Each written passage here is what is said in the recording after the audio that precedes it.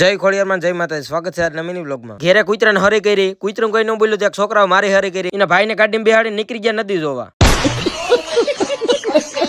નદી આવ્યા, ઈટાઈસી ખટારામાં ભરી લીધું, નદીમાં પાણી આવી ગયું હતું, ઈટાઈસી આંકવાનું બંધ કરી દીધું હતું. અમે બે આવ્યા હતા આકે મારે હવે પાણી જોઈને હંગવા દઉં.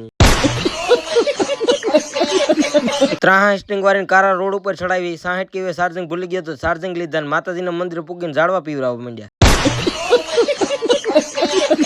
ઝાડવા પીવરાવતો તો કૂતરું આવ્યું, મારું ચેકઅપ કર્યું, 2 દોસ્તારો ગાડી ઈખવા આવ્યા, કેવલે બઠાવી લીધી. ઝાડવા પીવરાવતો તો ભૂખ લાગી, સામે કાતરા દોખાણા તોડીને ખાવા માંડ્યો. ને આ કાતરા નાનપણમાં કિન્યા ખાધા ને આનું નામ કામ છે આલો કોમેન્ટ કરી દઉં. હું કાતરા ખાઈને ડોક્ટર હાથી જેવો થઈ જાઉં.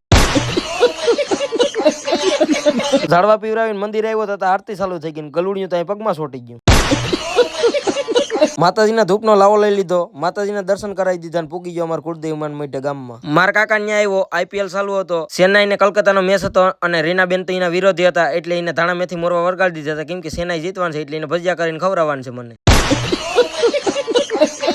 ઘેરે આવ્યો, નાઈ લીધો, મેચ જોવાનું વાહે મોડું થઈ ગયું, ઘેર તો ખાવા બેસી ગયા. ખાઈને આવી ગયો તો કૂતરાના રોટલા નાખવાનું પૂગી ગયા માતાજીના મંદિરે. માતાજીના મંદિરે પૂગીને હવે સુંદરીઓ બાંધવાની તૈયારી કરવી હતી, અહીંયા ઢગલો કરી દીધો હતો. હું તો આવી ગયો તો સડો પહેરીને, કેમ કે મારા પાટલું આખા ફાટી ગયા હતા.